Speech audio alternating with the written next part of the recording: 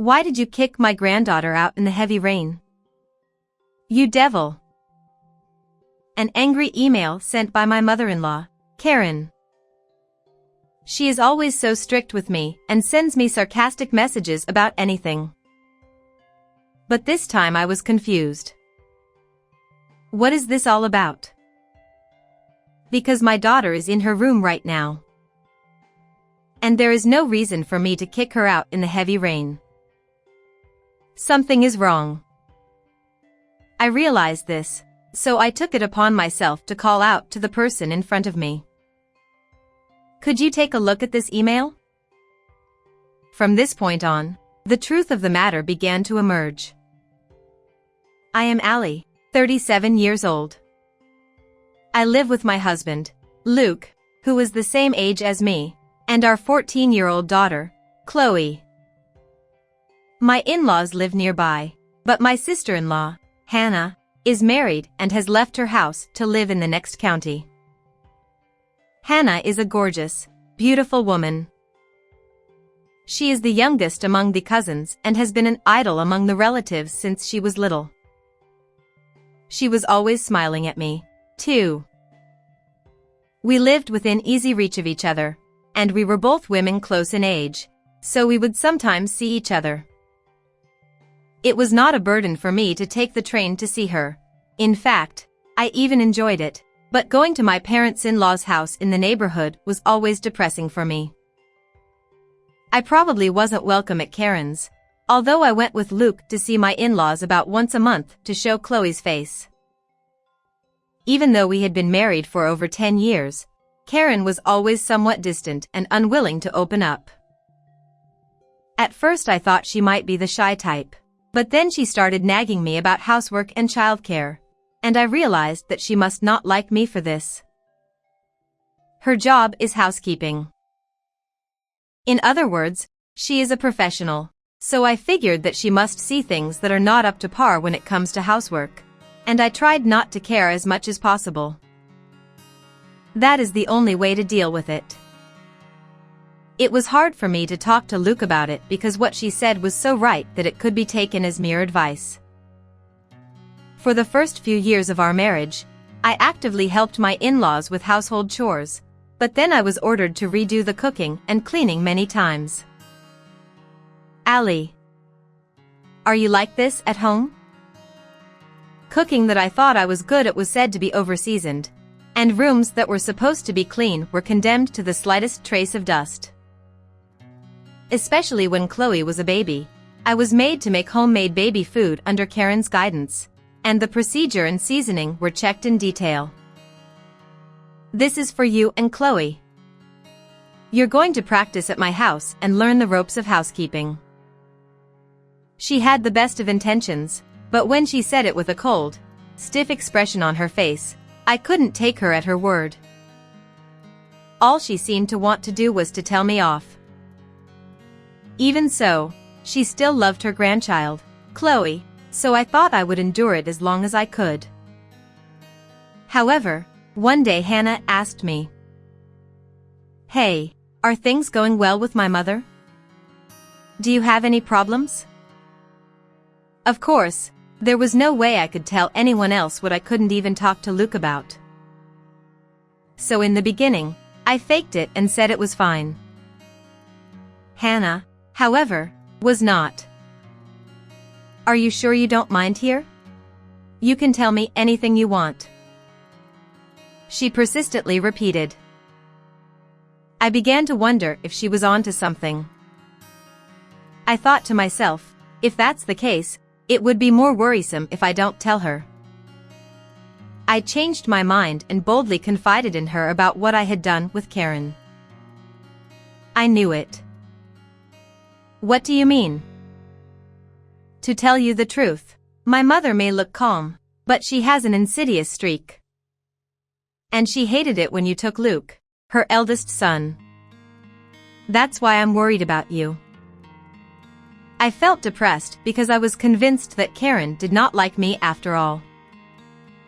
However, Hannah's presence is a great source of emotional support, as she told me that I could always talk to her if I ever needed anything. I will try to listen to it as much as possible and do my best in my own way. I was encouraged by my sister-in-law, and that is what I thought. However, as if to discourage my determination, Karen began to attack me more and more from this point on. Her comments about childcare and housework began to arrive in the form of emails as well. Good morning. You didn't get up later than Luke, did you? Wife gets up before anyone else and does the housework.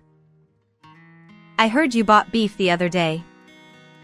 Are you aware that you are a housewife who is in charge of the family finances? Do you always buy things on sale? You're making Luke look like a worthless person, so don't be like that. The emails are full of outdated sarcasm and points that contradict what was sent before. I was very stressed out about the emails, which were worse than the ones I had received in person. Then one day, Karen, who had gone to see Hannah, asked me at my house in the heavy rain to give me a gift. Maybe she didn't hate me as much as I thought she did, coming all the way out here in such bad weather. I hoped that maybe this was where we could repair things. May I open it? Yes, of course. I picked this out for you. But when I opened the package and saw that it was a buckwheat pastry, I froze. It is true that this is a famous confectionery of the area where Hannah lives, so it is not strange for her to bring it back as a souvenir. But I am allergic to buckwheat. It's a serious, life-threatening allergy. I had mentioned this at our pre-marriage meeting, so everyone in my in-laws, including Karen, knew about it. If I had only told her at that time, she might have thought I had just forgotten about it. But since she was the one who told me a few years ago, when I was the only one who could not eat buckwheat, about buckwheat that was not made with buckwheat flour, that possibility was not possible. And yet, when she saw my drawn face, she sighed as if to chastise us. Okay. If you don't like it that much, you don't have to eat it. Huh? No, that's not what I meant. I opened my mouth to try to explain myself to her coldly, but the words didn't come out right away. She left me there and started to get ready to leave. She brought me something that no one else could eat, saying that she had chosen it for me. I guess she thought she was pressuring me to eat it. I knew it was impossible for me to compromise with her. At that moment, I heard the sound of a text message being received from my cell phone, which I had left on the table. I looked at the screen of my cell phone and tilted my head to see that it was the usual text from Karen. The content of the message was also somewhat strange. Why did you kick Chloe out in the heavy rain? You evil. Why would Karen bother sending me an email when she was right in front of me right now? And since Chloe was at home, I was even more confused. In the past, I would have swallowed it without saying anything, thinking it was a positive thing, even if there was something a little strange. But if she hates me enough to bring me a souvenir like this, there is no point in even trying.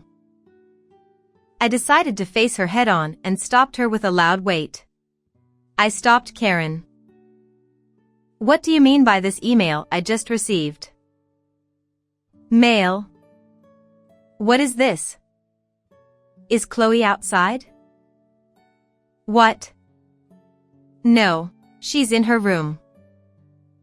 What? Don't startle me. I was puzzled by Karen's reaction, as if she had just learned about this text for the first time.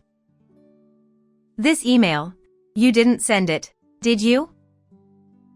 What? Of course not.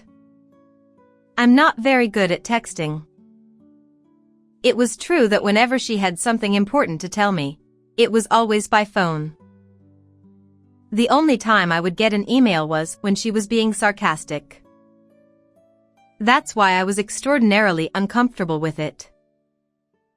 And if you ask me, Even though she had just sent me a text message, there was no indication that she had touched her phone until then. I was stunned, clutching my phone. It didn't look like she was lying, and I was puzzled as to what the hell was going on. Oh, it says Karen as the sender. You must have thought it was from me because of this. Yes. Oh my God. This is the reason you don't like me? Now it was my turn to be surprised by her words.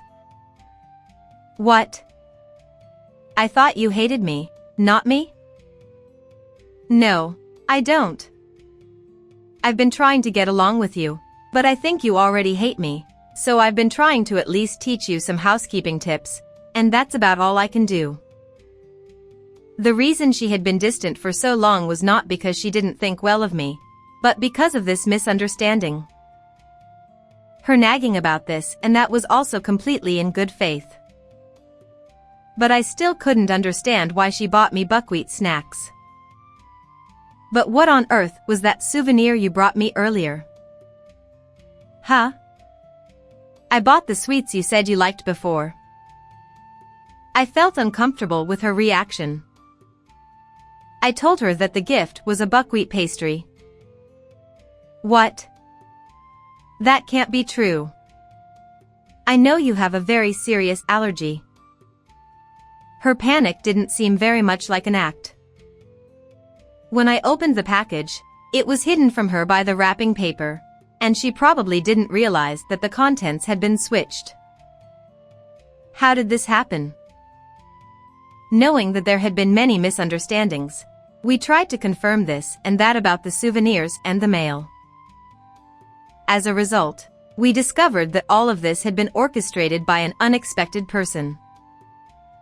So, she and I informed a few people about this in the form of consultation. In addition, I wrote in the email that had just been sent to me. I'm with Karen right now. Who are you? I replied. Immediately after that, I received a phone call from someone. I pressed the answer button. I want to talk to you directly about the matter we discussed. Can you come over to my house now? The person on the other end of the line said she was on her way and ended the call in a hurry. 2 hours later, the person who stepped into our home looked upset when she saw that Karen was also there. Why is she still with you here? You said you wanted to talk to me about it, and I thought my mother would have left by the time I got here.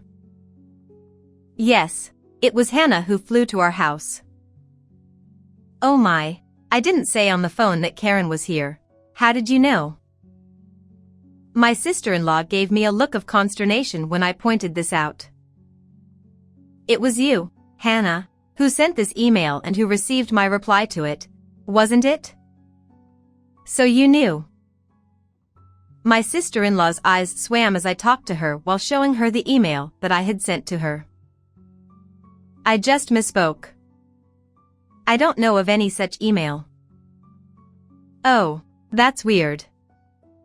Chloe told me that you gave her a special discount coupon to go to a movie today, and it makes sense with the contents of this email. Yes. My sister-in-law had made such a subterfuge to get my daughter to go out. Unfortunately, it was raining heavily that day. Chloe didn't feel like going to the movies, so she stayed in her room. Unaware of this, Hannah thought that her daughter had gone to the movie theater as instructed, and sent such a preposterous email. I don't know. Chloe must have misunderstood something. Yes, she's only trying to play dumb. But that's not all. Check with Karen. We also found out that this was not Karen's email address. The name of the address that came to my phone was Karen's full name, so I assumed that Karen had sent it. However, I found out that it was not, and upon closer examination of the sender, I discovered that it was Hannah's address. So all the sarcastic emails I had received under Karen's name were sent by Hannah. And the buckwheat snacks that had been swapped out for the souvenirs Karen had bought were exactly the same bag and wrapper. Only she could have done that. When Karen bought the gift for me, Hannah was with her. So she knew exactly what size buckwheat pastry to buy and where to buy it in order to match the exact same appearance. On the other hand, no one but Hannah could have pulled off such a feat. With all this circumstantial evidence, it was hard to come up with a good excuse. She bit her lip in frustration. "Why did you do this? I trusted you," I muttered to myself, and Hannah glared at me with the most hateful look I had ever seen in her eyes. I was an eyesore. All my relatives loved me, and then suddenly they started pampering you when you came to marry Luke. You're not even that pretty, and it disgusts me. So, right after I married Luke, you started shadowing me and telling lies about how much I hated Karen? This is what Karen told me. Yes, I did. I wanted to push you over the edge mentally. I wanted you to get a divorce and get the hell out of my life. The fact that she asked me if I had any problems was not out of concern for me, but rather to see if the lies she had told Karen were having any effect. And at that time, when he found out that I was having trouble with Karen's interrupting me, she probably thought that if he took advantage of this, I would eventually uproot myself and get a divorce. I hated it when my mother-in-law told me not to do the housework. Why don't you want to get a divorce when my mother is giving you so much crap about it? I can't believe it. Hannah yelled at me, her face turning red as she spit all over the place. I wondered why I had ever trusted such a person, and I felt ashamed of my own lack of discernment.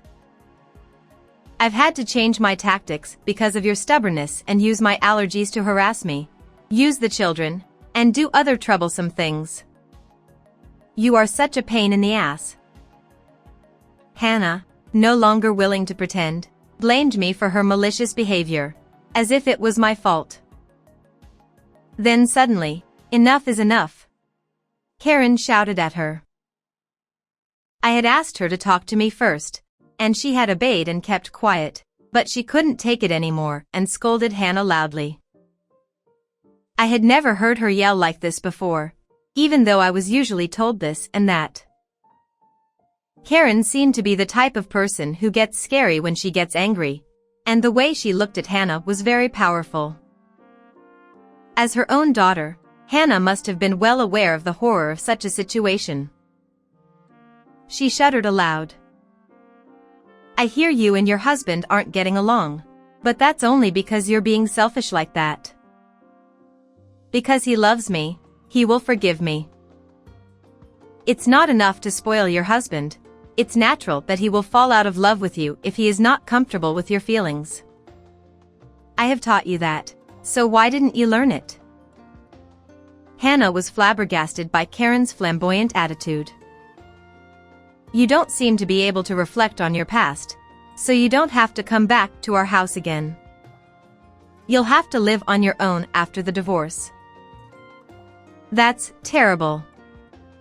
I mean, my father and Luke won't let you do that. Hannah desperately tried to argue, but it was pointless.